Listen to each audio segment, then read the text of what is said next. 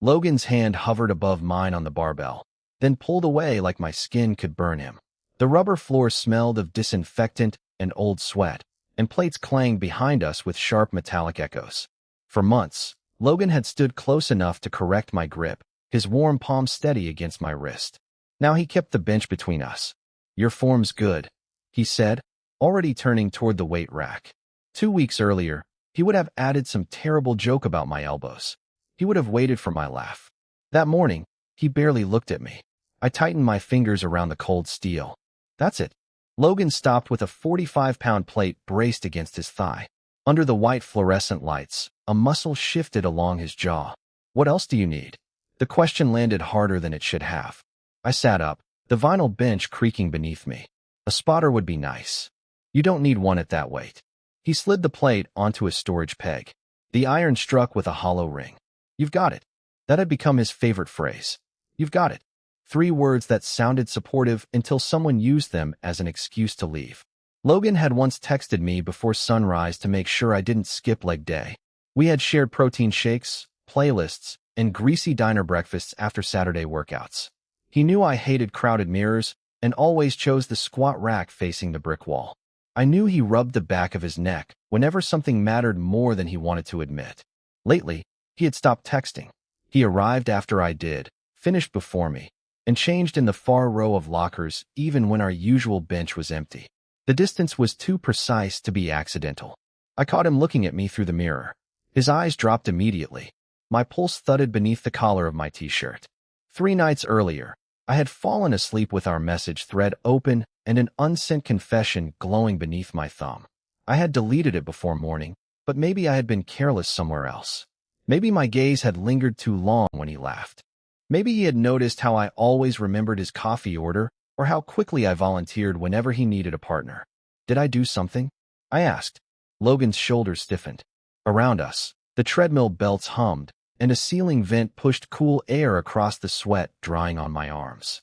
He wiped his hands on a gray towel, even though his palms were already dry. "No." "Then why are you acting like standing next to me violates gym policy?" His mouth twitched, but the almost smile vanished. "I've just got a lot going on." "For 2 weeks. Ethan." He said my name quietly, like it was both an answer and a warning. Then he looked at me fully for the first time all morning. Something unguarded flashed across his face, warm and painful, before he closed it away. "Don't make this harder than it has to be." He picked up his gym bag and walked toward the locker room. The black strap cut across his broad back, and the door swung shut behind him with a soft hydraulic hiss. I remained on the bench, listening to the bar settle against its hooks. He had answered one question. I had not imagined the distance. Logan was choosing it. And if he had figured out what I felt, every day I stayed silent gave him another reason to disappear. I finished my set alone, counted every repetition wrong, and left without entering the locker room. Halfway across the parking lot, cold wind slipping through my damp shirt, I reached into my bag for my phone. The pocket was empty. Through the gym's glass doors, I could see the narrow hallway leading back to the lockers, and Logan had not come out yet. Cold air followed me through the glass doors, carrying the wet asphalt smell of the parking lot into the gym's rubber and disinfectant heat. The front desk was empty, and somewhere behind the weight racks, a cleaning cart rattled across the tile. I crossed the narrow hallway toward the locker room, rehearsing a simple explanation in case Logan saw me. Forgot my phone. Came back. Nothing more. Before I reached the doorway, a teammate's voice drifted through the gap. "You can't keep freezing him out and expect Saturday to fix everything." My shoes stopped against the gritty floor. Metal clanged inside, a locker shutting, followed by Logan's lower voice. "I know." Water hissed through the showers, blurring his next breath, but not his words. "Ethan doesn't know how much he means to me." My fingers tightened around my bag strap. For one suspended second, every fluorescent light seemed to hum inside my ribs. Months of early workouts, Logan saving the bench beside him, the protein shakes he remembered I hated too sweet. All of it rearranged itself around that sentence. The teammate lowered his voice. "Then tell him. And make him feel obligated." Logan replied. "No. I need Saturday night to go exactly as planned. Once everyone's there, he won't be able to dismiss it or walk away before he hears the whole thing." The warmth drained from my hands. Everyone. Saturday. A plan designed so I could not leave. The words sharpened the scene into something uglier. The guys gathered around, Logan delivering some locker room speech about his clingy partner. My private feelings turned into entertainment beneath the white gym lights. That's a hell of a risk, the teammate said. Especially after the way you've been treating him. Distance was supposed to make this easier. Logan gave a short, humorless laugh. Instead, I've made him think I can't stand being near him. And if he says no? A pause followed, filled by dripping water and the soft scrape of a zipper. Then I lose him, Logan said. But the money, the event, all of it still goes where it's supposed to. Ethan gets what he deserves, even if he never wants to speak to me again. Something brushed the bench inside. My phone slid into view beneath the doorway, its black case catching the hard overhead light. I crouched and grabbed it just as footsteps approached from the far side of the lockers. The screen woke beneath my thumb. 3 messages from the gym's group chat, each advertising Saturday's charity partner competition. Logan's name sat at the top of the organizer list. Beneath it, bold letters promised a live presentation after the final heat. I backed into the shadow beside the vending machines before the door opened. Logan stepped into the hall with damp hair and his gym bag over one shoulder. He looked toward the entrance, then down at the empty stretch of tile where my phone had been. His jaw shifted. For a moment, I thought he knew. Then his teammate called him back, and Logan disappeared through the doorway again. Outside, the wind struck colder than before. I stood beneath the parking lot lamps with Saturday's registration page glowing in my palm. If Logan intended to put me in front of everyone, I would not wait helplessly for the joke to land. I tapped the partner competition form, entered my name, and selected the only open team slot, the one beside Logan's. Rubber soles squealed against the hardwood while the overhead fans pushed cold, disinfectant-scented air across the training floor. By 6 the next morning, my registration had become official. My name glowed beside Logan's on the event monitor, and a 30-second withdrawal window was already counting down. Across the room, Logan stopped winding tape around his wrist. The loose end hung between his fingers as he stared at the screen, then at me. Tell me you clicked the wrong slot. I didn't. The timer expired with a soft electronic chime. Our names locked into place. Logan crossed the blue mat, his shoulders rigid beneath a charcoal t-shirt. You don't even know what this event involves. Partner deadlifts, sled pushes, synchronized carries, and whatever presentation you've planned afterward. His gaze sharpened at the final words. So you read the page. Every line.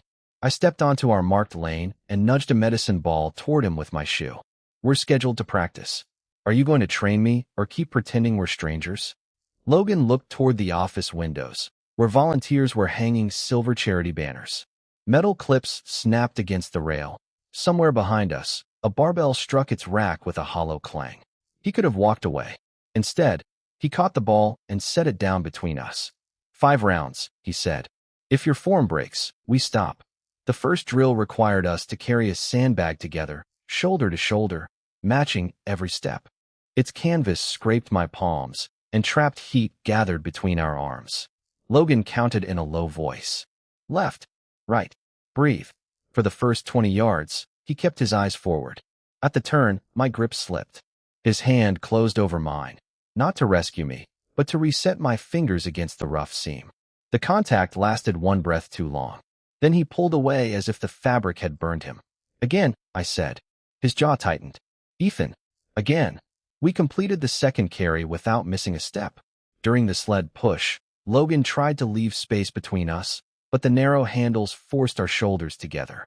Rubber dragged over turf with a grinding hiss. His breath warmed the side of my neck. Mine caught whenever he said my name.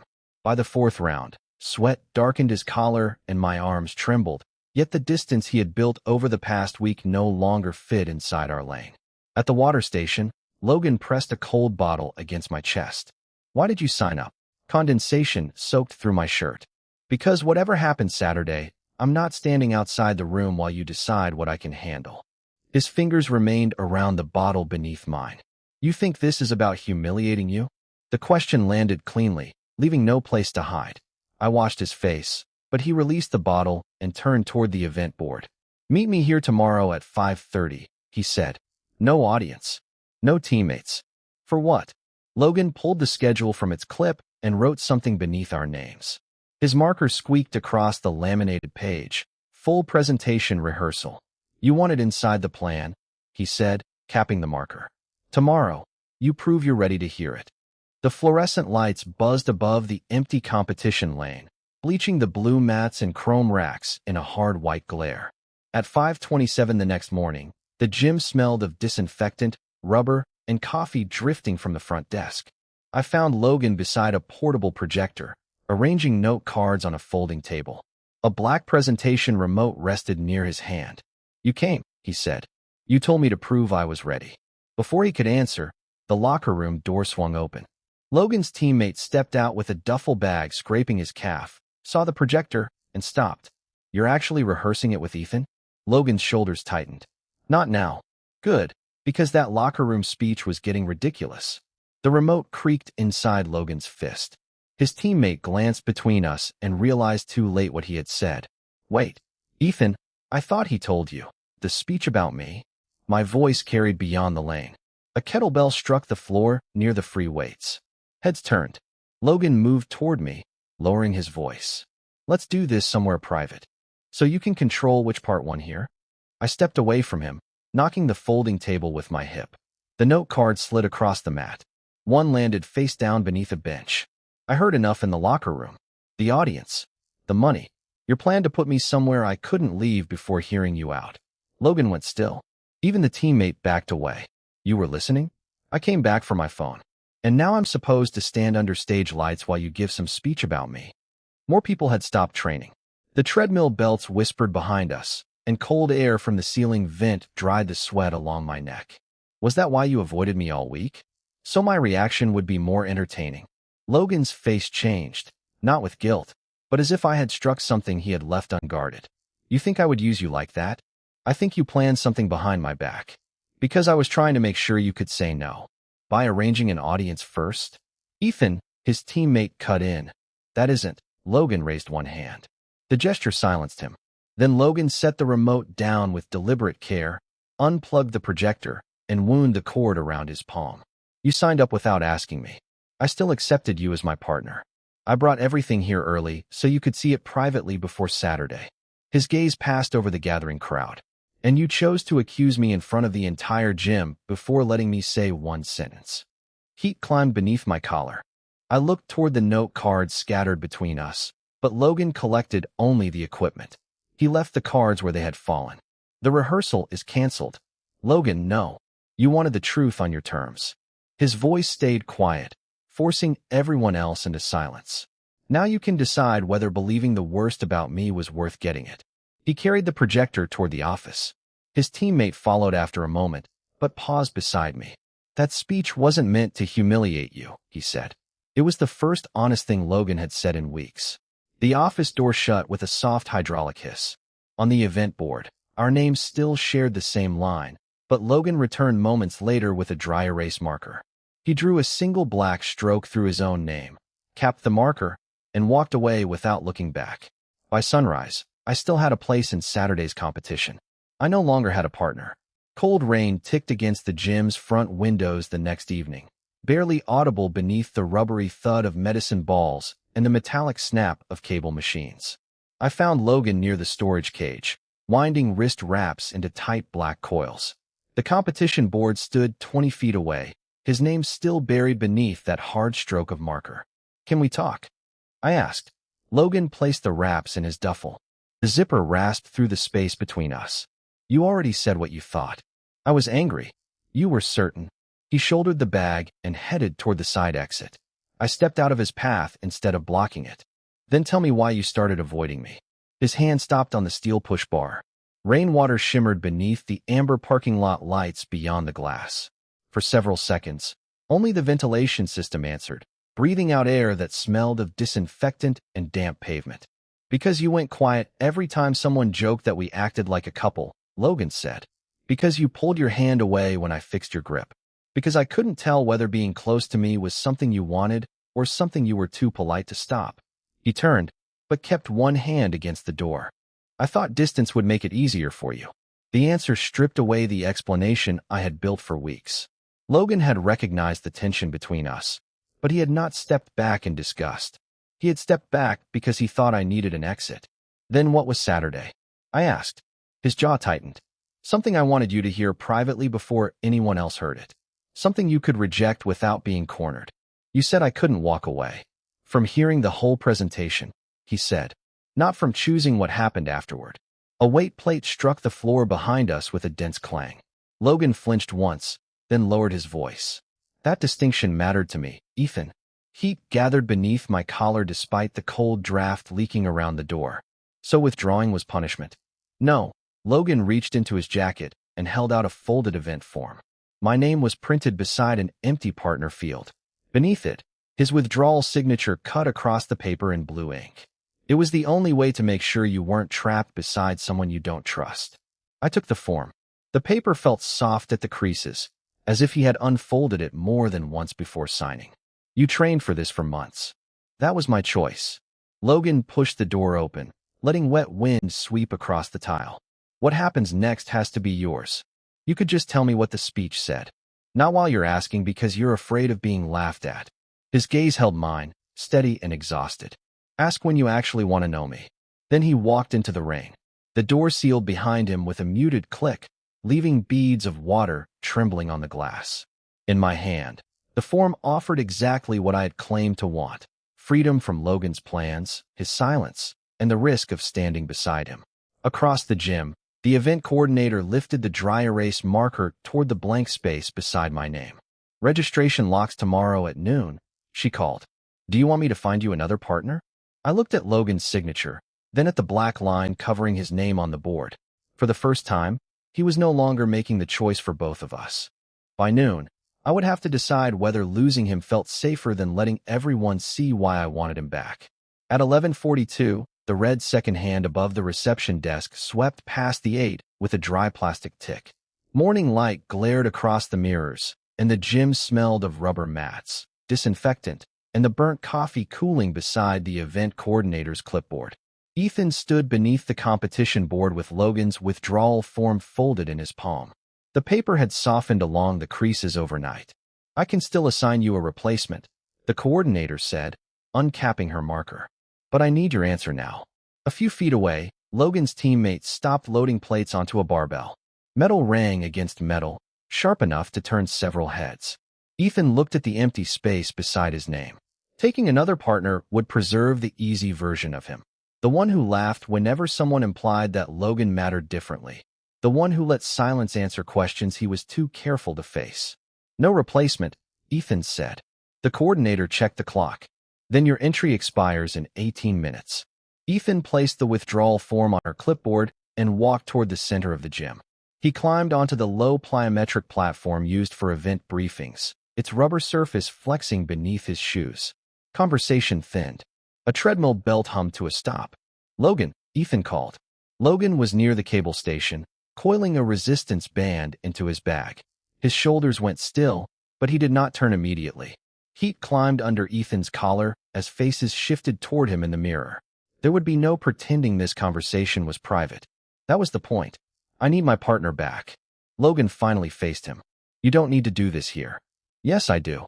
Ethan stepped down from the platform, but he kept his voice loud enough to cross the room.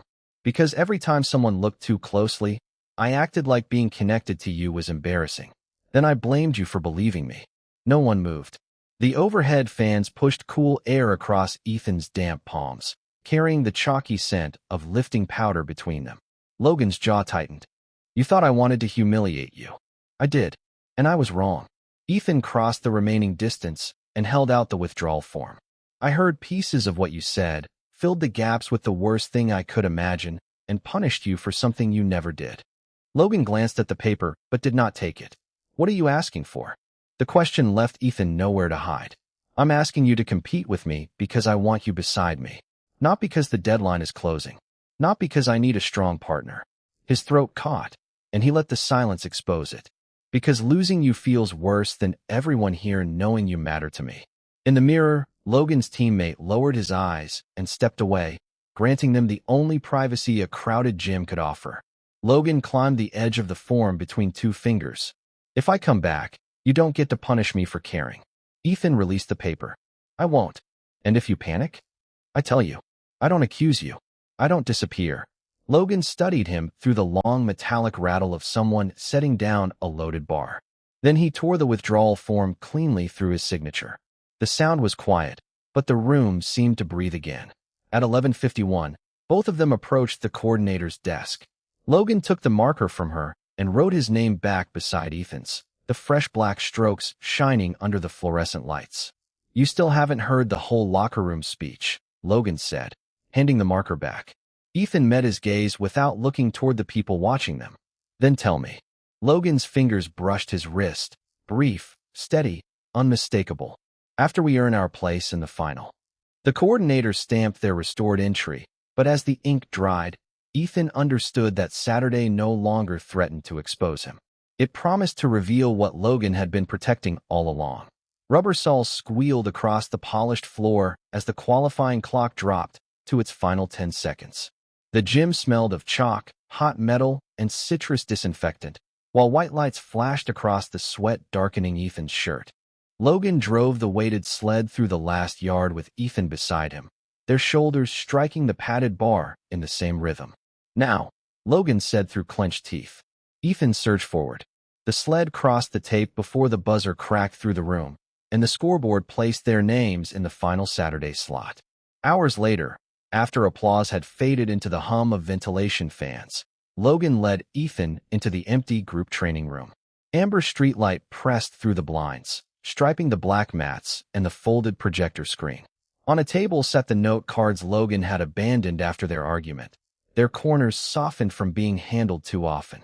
We earned our place, Ethan said. So no more protecting me from the truth.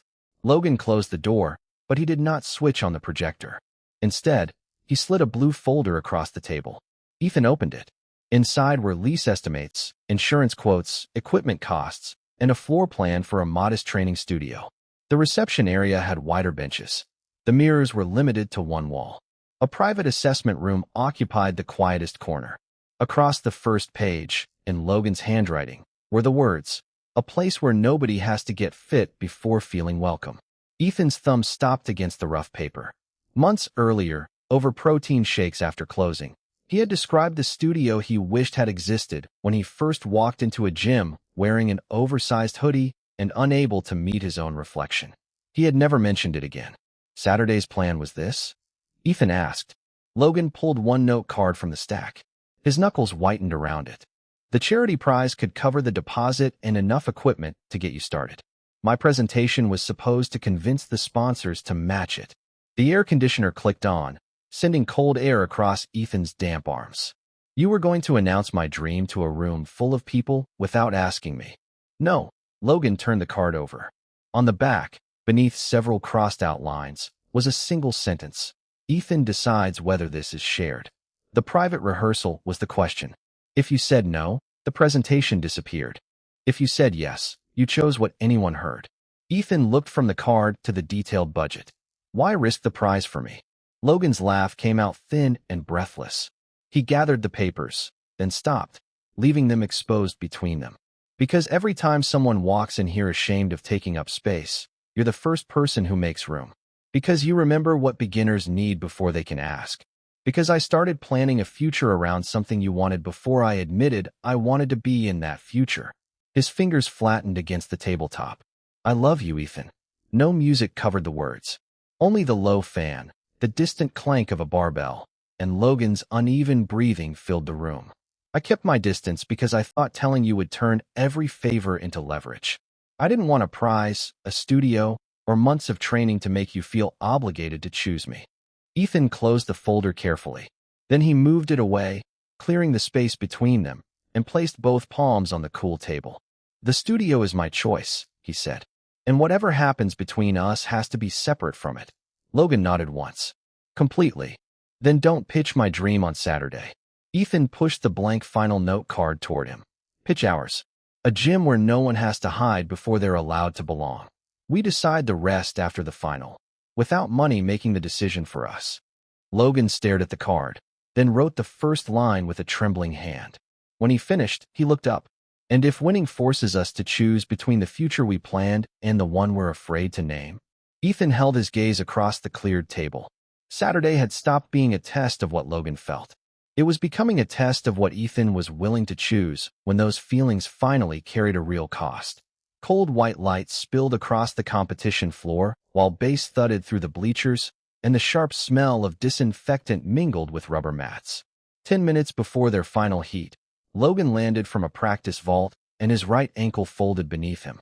The impact made Ethan turn before Logan's strangled breath reached him.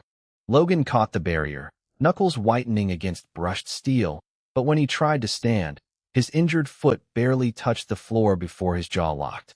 Ethan crossed the lane and braced an arm around his waist. "Don't test it again. I can finish." Logan's voice came thin beneath the crowd noise. Heat pulsed through his shoe, and swelling was already pressing against the laces. Ethan guided him to the bench as the event coordinator approached with a clipboard. After checking the ankle, the coordinator glanced toward the glowing scoreboard. "Medical withdrawal protects your eligibility at future events. Competing on this could jeopardize more than today." Logan stared at the final lane, where the prize total shone in amber numbers.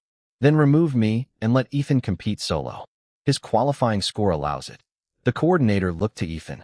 "That's permitted, but I need your decision before your heat is called." Logan gripped Ethan's wrist. His palm was damp and unsteady. "Win it. Use the presentation.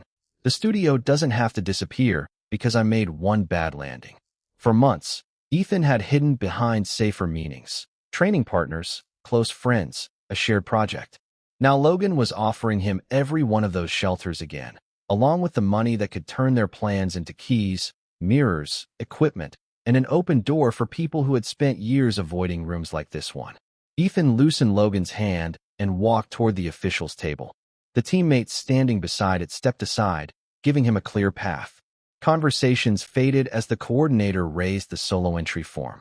"You'll retain the team's qualifying position," she said. "Sign here."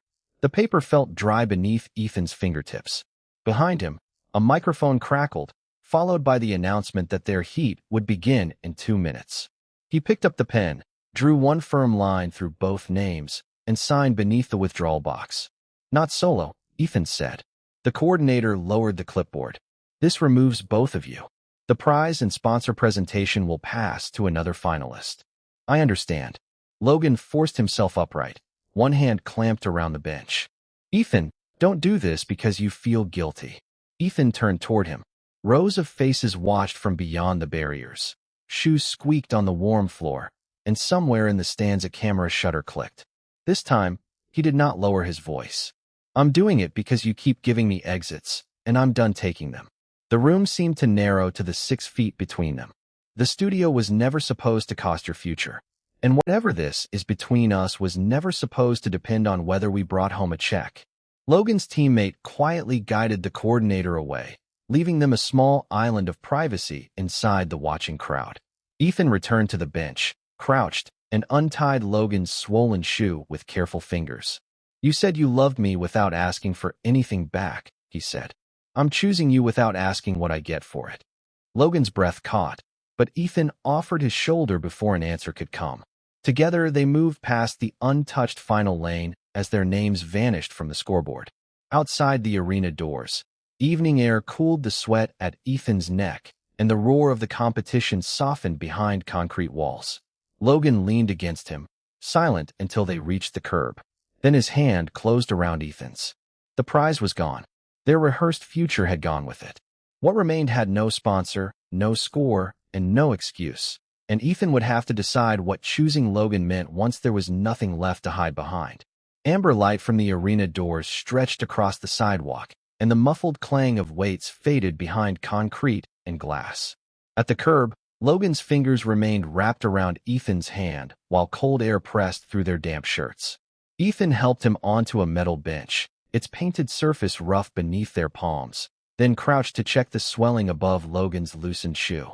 "You don't owe me an answer because I withdrew us," Ethan said. "And I don't want gratitude mistaken for something else." Logan studied him beneath the yellow security light. "Then tell me what you do want." This time, Ethan did not search for an exit.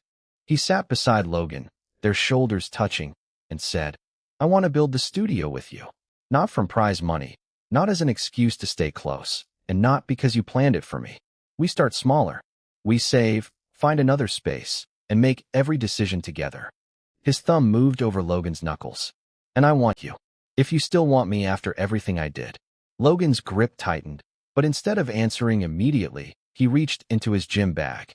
A folded page emerged, softened along the creases from being opened too many times. This is what I was rehearsing when you overheard me. Under the buzzing security lamp, Logan read the words he had never been able to finish in the locker room. Ethan had entered the gym months earlier hiding inside oversized sweatshirts and apologizing whenever he needed help.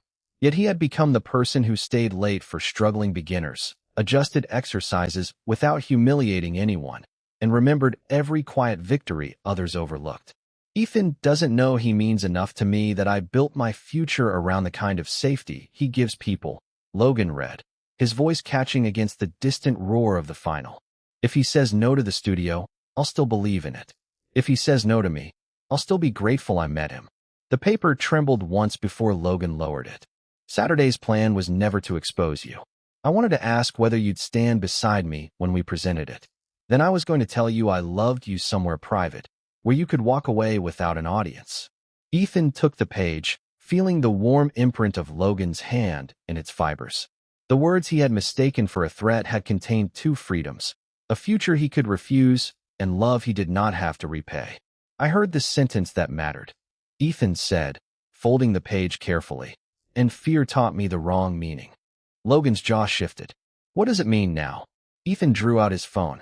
Rather than offer another promise, he opened the studio proposal, removed the vanished prize from the budget, and created a new first step. Free Sunday morning training sessions at their gym, subject to management approval, where they could prove the program worked while saving for their own space. He typed both their names beneath the proposal, then handed Logan the phone. Logan changed one line. Ethan's studio became their studio, and signed beneath him. Only then did he lean closer.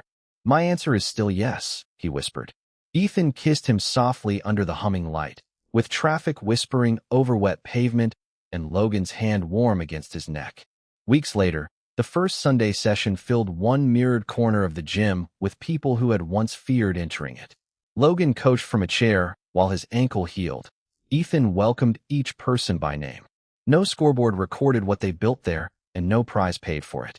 The future began with borrowed floor space, a folded speech pinned inside their shared locker, and two men who finally stopped mistaking love for something they had to earn.